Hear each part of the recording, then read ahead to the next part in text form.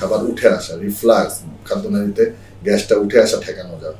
একবারে ভরপেট খাওয়া যাবে না, তাড়াহুড়া করে খাওয়া যাবে না, আস্তে আস্তে ভালোভাবে এই খাবারটাকে চিবিয়ে খাওয়া। ভাত খাবার সময় খুব বেশি পানি পান করা যাবে না। ভাত খাওয়ার আধা ঘন্টা 1 ঘন্টা পরে বেশি করে পানি খাওয়া যাবে, সাথে সাথে বেশি খাওয়া যাবে না। রাতের খাবার একটু আগে খাওয়া, খেয়ে শুয়ে পড়া হয়, পেটের খাবার অ্যাসিডটা সব উঠে আসে, যাদের বুক জ্বালা পোড়ার সমস্যা, এবং রাত্রেবেলা তারা ঘুমাতে পারে না, এমন আমরা বলি। এই জন্য রাতের খাবারটা সন্ধ্যার পরপরই খাওয়া ভালো।